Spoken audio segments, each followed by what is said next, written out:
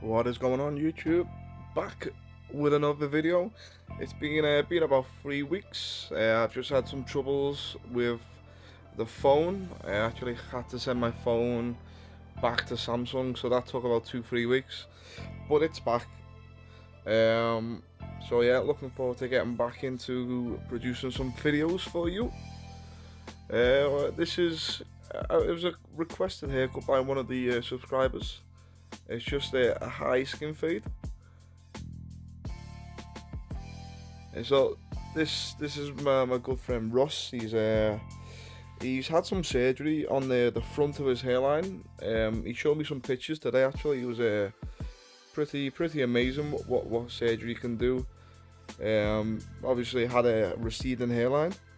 But yeah, this the surgery. What they do, they take hair from the back where I am now.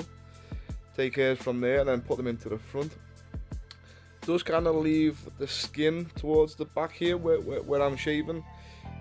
It's hard to explain. It's very kind of difficult to remove lines.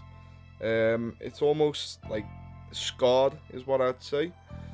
But yeah, whenever I fade this, I always find it's a lot more difficult to fade lines out towards the back, especially where like I said, in effect the hair's been scarred. But we're just going through, just making a line as reasonably straight as possible, and then just coming through with the Andes foil shavers, just making it bold as possible. Ross likes to dip the haircut in the back here. Although it is a high fade, it is quite nice to kind of keep it low and keep that crown as full as possible.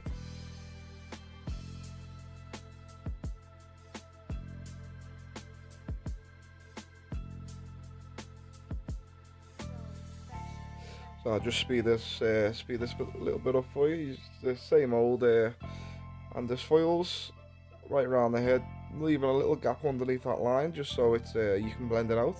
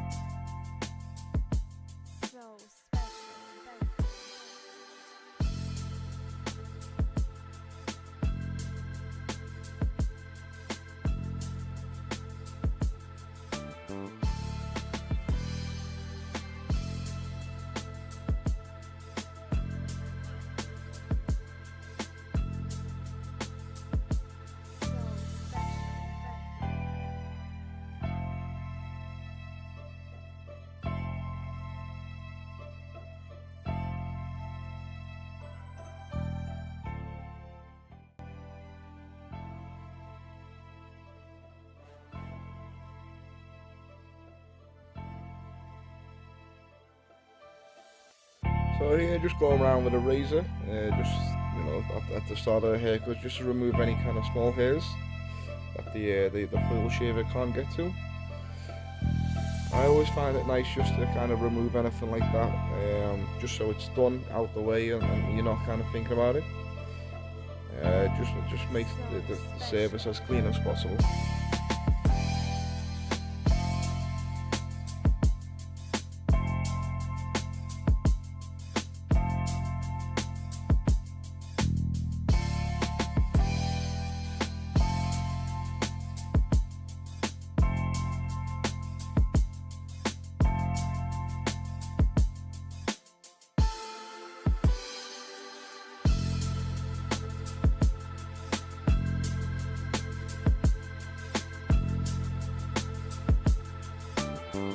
So yeah, finally get on to the fading part.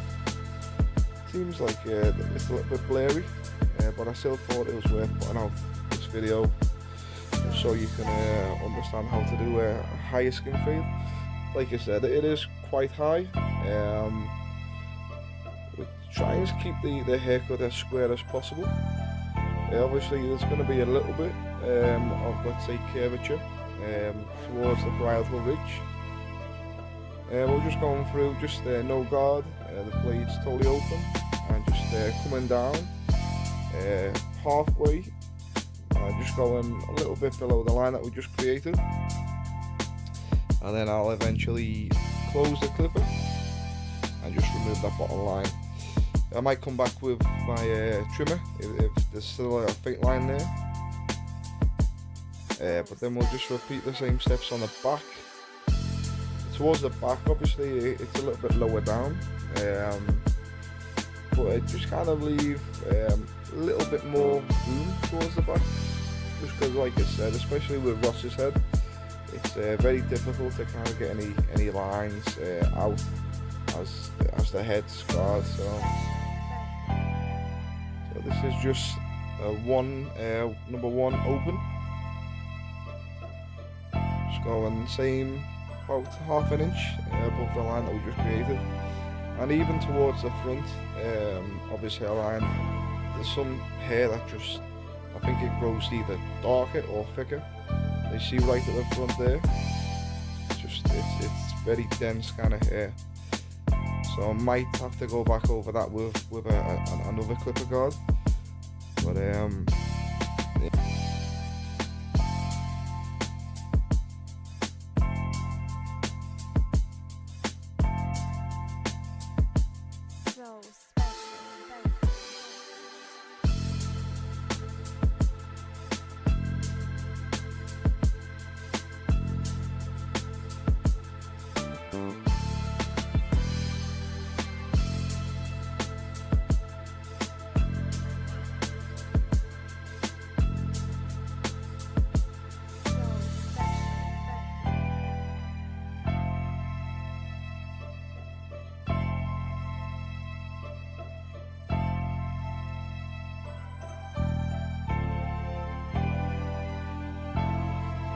so sorry about my arm. Once again, still getting used to the camera's angle. Just going through. This is just this is a half guard. So you actually notice it's pretty high up. This is where I'd normally start or finish the 1.5. But due to kind of like the denseness of the hair here, it's very difficult to kind of make it light enough. So hence why I'm using like a half guard. It's probably half open, just to try and get rid of any kind of dark spots.